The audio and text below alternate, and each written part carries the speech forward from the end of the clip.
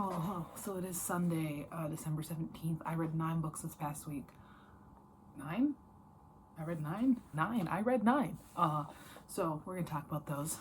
First up, the first book that I read, I'll try and get this better. I read The Disappearance of the Outside by Andrei codrescu. This is a manifesto for escape. It's by a Romanian author who grew up when there was a lot of communism going on in Eastern Europe and all of the struggles with that, and then him moving to America when he was a young adult, and how kind of people are kind of self-sabotaging, how there's just this great allure of like the outside, but with all this technology and stuff like that, we kind of don't have that anymore. And this book was written in 1990, so it's safe to say that it's worse now. This was interesting. There were a lot of things that he said that I thought were vaguely cool. Yeah, it was very nicely written. I don't know what it is about Eastern European and Russian authors, but they can just write like hell. I give it 4 to 5 stars. Yeah. After that, I read Strike by Delilah S. Dawson. This is the sequel to Hit, which I read literally like 7 years ago, right when it came out.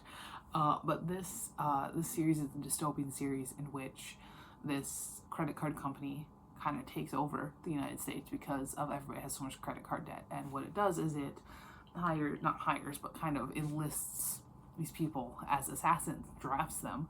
And our main character is a teenage girl who is one of the people who does get drafted as an assassin because her mother has a lot of medical debt because she has cancer. And so then this is the second book, so it follows up right after the first. I'm not going to give a lot of details, so I don't want to spoil it. This was a really great duology, I'm not going to lie. And this book, even though it has been literally 7 years since I read the first one, this was completely understandable, so that's great. That happens a lot, where like I take years and years and years between books, and then I remember nothing, and then the next books are maybe not as good as they would have been otherwise. But this was not the case with this one. I very much enjoyed it. Delilah S. Dawson is an author that I really enjoy. I've read 3 of her books now. I read Servants of the Storm, and then I read this one and Hit. And I think that she's definitely, she's a good young adult author. I don't know what she's been doing lately, because I know that this one, there definitely very much could be a 3rd book in the series, but I know that Simon Pulse was not interested. Is Simon Pulse even a fucking thing anymore? I know it was like an imprint of Simon & Schuster, but I don't even know. I give it 4 out of 5 stars. It's a fun time. After that, I got a reread. That is The Cat Proposed by Dento, Hayane, which is a BL manga about this overworked young man, and one day after work, he just kind of wanders into this kind of cafe where there's a performance going on, and to his surprise, the person performing has like a cat head, and he's like, what the hell is going on? Turns out that once he's seen that, now they have to get married. That's just how that happens. It's cute. It's very cute. Art style is cute. It's adorable. That's what it is. I love the main character. I think he's wonderful. Like I said, I've read this before. It was this year even. But no, it's a good one. Again, 4 out of 5 stars. Most of this week was 4 out of 5 star books, which is fine. They were perfectly adequate. No new favorites this week, but all of them were perfectly adequate. All right, next I read a classic, Bless Me Ultima by Rudulfo, Anaya, which is about a boy and him and his family. They live, I believe, in New Mexico. And yes, they live in New Mexico, and his grandmother is like a healer, very kind of spiritual, mystical, and some people think she's a witch, and it's about kind of the loss of innocence growing up, religion, all that sort of stuff. It's good. It's very good. You can understand why it's a classic, and it's definitely very important.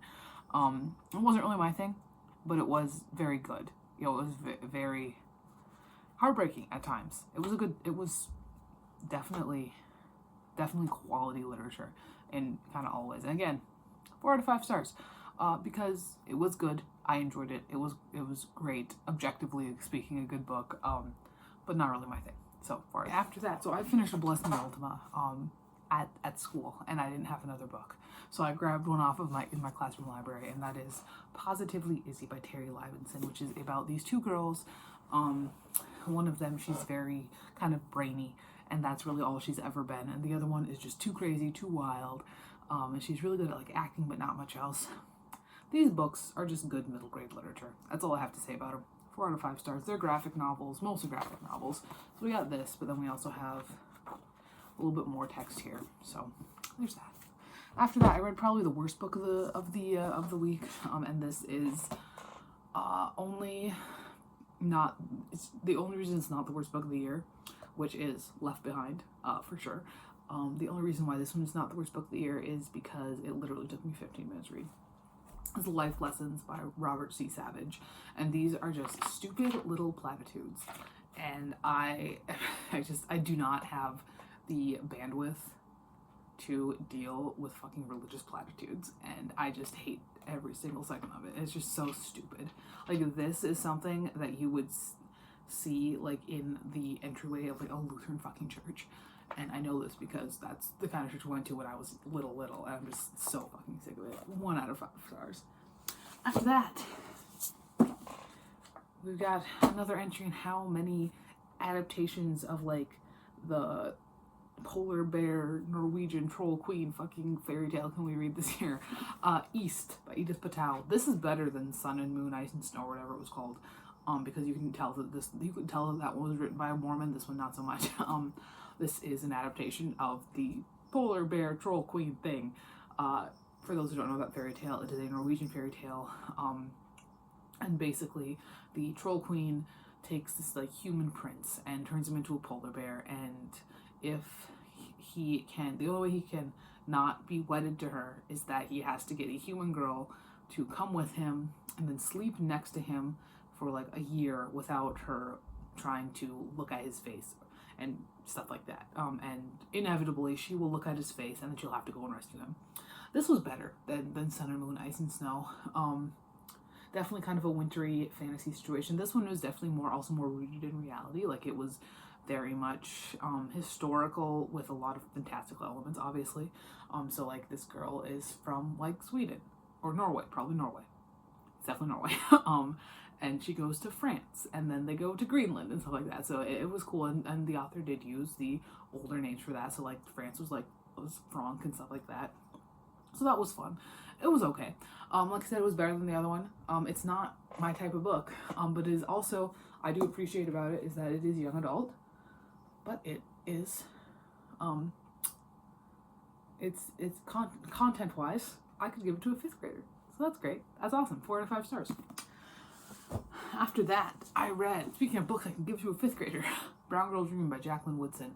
This was huge when it came out. I remember on BookTube, everybody's reading it. This was like the important book of the year, and it is. I mean, it's definitely, like Bless Me Ultima, this is a book that is definitely, objectively speaking, a great book and will probably be read for years to come.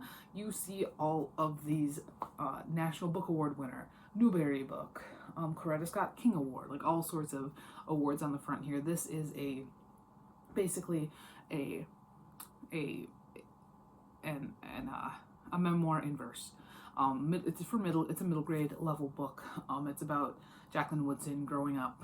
It's about the racism she faces, about the different places she lived. It's about all that sort of stuff, because she was, older, so she was growing up in like the 60s and stuff like that. Yeah, it was good. 4.25 out of 5 stars, because just like Bless Me Ultima, I can recognize this is a fantastic book, this is a great book, this is an important book. I can also recognize that it's not, in general, my type of thing. And after that, the only other book that was not a 4 or 4.25 star, I did read the 11th volume of Chainsaw Man. I have not read the first 1 through 10 volumes of Chainsaw Man, and I'm going to say, just like Jujutsu Kaisen, which I did read a random volume of recently, I am not probably going to go back and pick up the first 10, but I will probably watch the anime. I don't know what it is. When I was younger, I really liked the shonen manga, the really actiony stuff. Now, when it comes to manga, I just don't as much. I am much more like shoujo and josei and stuff like that. I don't know if that's even the word I'm looking for. But the fight scenes in manga, I can't do it anymore. Like, it's not appealing to me. But in anime, that still works. Probably watch the anime. I couldn't tell you what this is fucking about. You probably already know. 3 out of 5 stars. Currently, I'm about halfway through Creativity Rules, a writer's workbook. I should be able to finish it today. I have some amount of days. I've got 14 days left in the year. I've got to read 18 books to hit my goal, and I'm sure I'll hit that. So that's super exciting. Probably there will be a vlog once Christmas break starts, because I got a week and a half there. But yeah, that's that.